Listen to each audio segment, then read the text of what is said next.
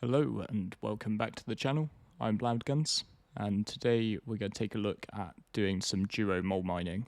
I covered off in one of my previous videos how to effectively solo the mole, but sort of one thing you might find is that teaming up with a friend is a good way to increase the ease with which you can mine. I know a lot of people will probably instantly think, well, if I've got another person in my ship, I've got another mouth to feed. That's another person taking a share of the AUEC that we're making. And completely yes. If you're looking for straight payout, making the most money you possibly can, then probably I would say it's going to pay you more to just solo them all. But I think that misses a decent couple of things. One of those is it's nice to play with your friends. It's nice to do some multi-crew and fly around in the same ship. Secondly, it's a really good way to get new people into the game. So if you've got a friend or just someone you meet in the verse who's curious about maybe doing some mining, then this is a great way to introduce them to it. You know, the mole removes a lot of those factors like having to fly around the Prospector, having to navigate towards certain mining spots. You, as the more experienced player, might be able to do some of the scanning. And then what we'll see is that by using two of you, you can provide a much more stable mining platform, which gives somebody who's just starting out a much easier time of it. Also worth saying, the same principles that we'll look at in this video, the same sort of techniques we'll use to make it very clear and easy to duo, can be applied to two prospectors. So two prospectors can mine the same rock together in exactly the same way, just to make things a bit easier for newer players, or if you're finding sort of more volatile rocks like Quantanium just a bit tricky to mine. So before we get into the video, just if by the end of this you've decided that you like what you see, please feel free to like and subscribe to the channel. I try to put out content about all things Star Citizen, but as you probably see from my playlist, I'm a miner at heart, so quite a lot of the content is mining centric. And if you are looking for anybody to play with, please also see in the video description just down below for a link to our Discord. Come and say hi, and we can definitely sort you out with some people to go out mining with. We try and do a weekly event for a group mining op, so if you're keen for that sort of thing, please come and say hello. And finally, if you're a new player just watching videos to see if Star Citizen is a game you might be interested in, if you do decide to pull the trigger and buy a game package, then please consider using my referral code, which is down in the description as well. That will get you an extra 5,000 UEC to get you started, and it helps me out too. So without further ado, let's start by taking a quick look at loadout for duo mining. So again, it's going to be a Lancet MH2 mining laser in the primary slot in turret slot 1. The Lancet is really important, particularly for Quantanium mining, which is what we're going to focus on because it's the most profitable rock out there. Really important because of that drop in instability and resistance that it conveys. It also massively increases the optimal charge window. So that's going to be the primary laser, which is the one which sits directly below the pilot, the bridge of the mole. I've also got a Lancet MH2 in weapon slot 3, which is, I believe, the one on the right hand side of the mole. What we're going to do in the video is show it using two Lancets. So the key here is that the effects of the mining lasers stack. So you'll see that we apply two lots of that drop to resistance and instability by layering two Lancets on top of each other. What I do have in the other one is a Helix 2. So what we could do is look at combining the effects of two different lasers. the Helix 2 used to be the God mode laser that everybody used because it was so powerful. Its power has been reduced, but it's still the most powerful.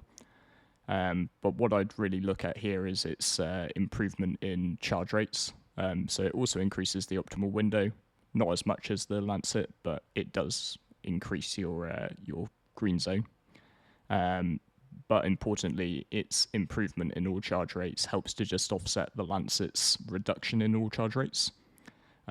So you can use it to sort of make breaking rocks with the Lancet a bit quicker. If you were to use the mole with 3 people mining in it, I would definitely include one Helix 2 alongside the Lancets, because that will just help offset the slowdown of using those. It's also got one of the faster gathering rates for when you're pulling in resources. The only other thing to really look at is propulsion. Just make sure you've got an XL1, because particularly if we're mining Quantanium, you just want to make sure that you're able to get back to the refinery as quickly as possible. So we've made our way out to the Aran Halo, we've done a bit of searching, and we found a 49% rock, which is very good. If you're looking for any guidance on scanning technique to find these rocks or locations, that's covered in some of my other videos, so I'd recommend you watch the Solo Mole mining guide. In that, I go in depth on scanning. But a big shout out to my friend Rocky, who came along with me on this trip to help with this example. So he's in our right-hand laser. That's the one with the other Lancet. He's left the one underneath the bridge free for me. So because I've got to jump out of the seat, it always makes sense to make sure that that primary, easily accessible laser is left free for the pilot. So as I make my way down, Rocky's already started up to start breaking the rock. So his laser is on it, and he's at 100%. So what I'm going to do is I don't even need to actually look at the rock, like let it scan. I'm just going to get my laser powered on as quickly as I can, and then I'm going to dial my laser to 50%. So in this example, Rocky is the primary miner, and I am the secondary. I'm just going to give him a bit of extra juice at 50%. Which is going to provide him with more than enough power in his laser to get this charge level going into the rock. He then provides all of the precision control, so I don't move mine at all. That 49% against a asteroid which is around 5,000 mass is never going to be enough to keep charge going into it. So he had to cut out there because he sort of ran it a bit hot. But as you'll see, my laser is constant, and I'm not keeping it in the green zone. It would drop off with my laser only on it. Thanks to this, we're not using any consumables, and as you can see over on the right, the instability and resistance of this rock has dropped right down to tiny amounts. So that's the benefit of those 2 Lancets. So now we're going to scan for any rocks containing decent amounts of Quantanium. And because I'm the secondary, I'm just going to put my laser on, but I'm going to put it on at 0%, so you can see that moves the dial already. So I've dropped the instability and resistance down, but I'm not providing any energy. So I've got it down to 2.29, then Rocky puts his on, and it's 0.57. So he's then providing all of the control. I am just keeping mine at 0. If you decide to use the Helix instead of the Lancet as the second laser, just make sure that the person using the Helix is your secondary miner, and the person using the Lancet is the primary. The Helix has a debuff on sort of its throttle responsiveness time, so you make adjustments with your mouse wheel, and they take a little bit of a delay. Sort of a lot of people think it's desync, but actually it's just the Helix laser. So use the Lancet to actually control the brake. Just apply 0 on the Helix to add the buffs that it comes with to the optimal green zone and the charge times. So we're going to just make sure that we break up all of these rocks into extractable chunks before we extract any. Rule 1 with Quantanium mining, that timer starts once you start extracting. So make sure everything's broken up before you start any. So here for this example, I've just got Rocky to set his to 0, just so I take over as the primary for this one, just so that you can see how much easier that then becomes to control. So this is a very high percentage Quantanium rock, would have a very high level of instability and resistance, but it's, as you can see, incredibly easy to just find a sweet spot to keep it in the green zone. The downside to using those 2 Lancet lasers is that this charge takes quite a lot longer than it would if we were using one, or if we were using a different laser. So just keep in mind that any of the debuffs that apply to your lasers also stack. It's not just the good stuff that adds up. But one of the benefits to this, sort of, I know that your profits might not be as high because you've got another person to feed, but you don't need to worry about any consumables doing this. I mean, I know I've got some in my active modules, but we're not using consumables at all.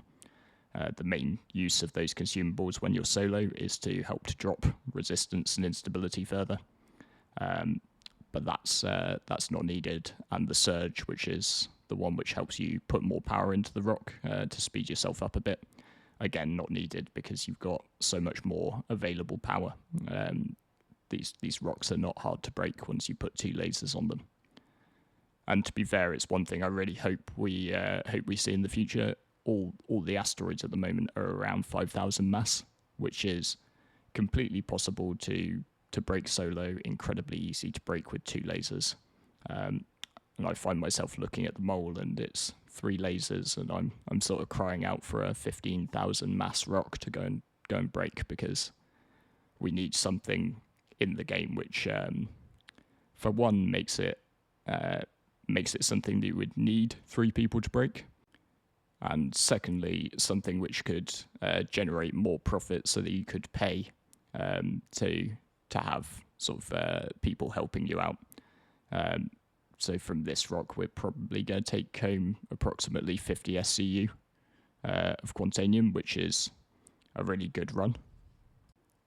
Assuming that we use the slower refining techniques and Crew L1 for its Quantanium boost, this is going to be about 400,000.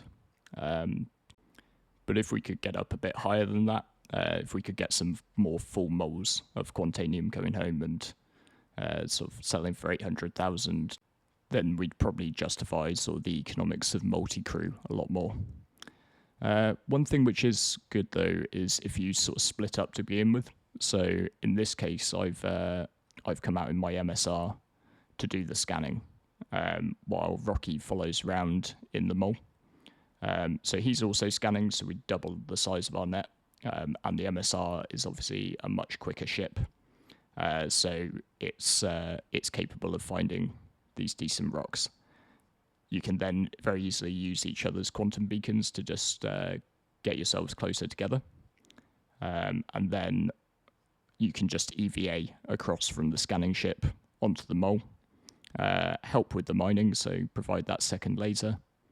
And then you can EVA back out while your friend takes the mole to the refinery, and you can be out scanning again. So that way you can really improve your profits to a level which justifies going multi-crew mining rather than solo mining. So that's the way I would generally approach putting together a decent duo.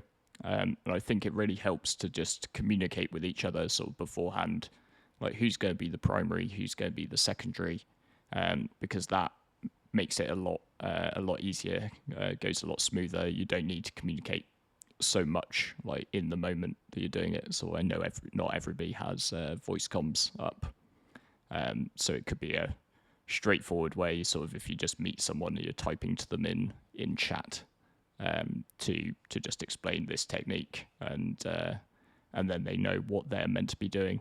and it avoids the confusion of two people using their lasers, both trying to control the break and sort of getting in each other's way.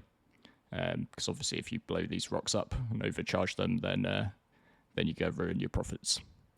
Like I said, the same principle can apply to using two prospectors. So if you and a mate have got a prospector each, just you can do exactly the same.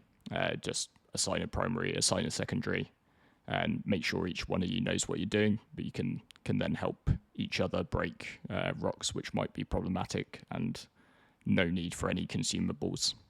So that's always a win. So thanks very much for watching all the way to the end. If you did enjoy the video, then a like, a subscribe, it goes a long way. And please get in touch in the comments or on Discord if you'd like to chat about anything mining related, Star Citizen related, or anything else. So thanks very much for watching, and I look forward to seeing you out there.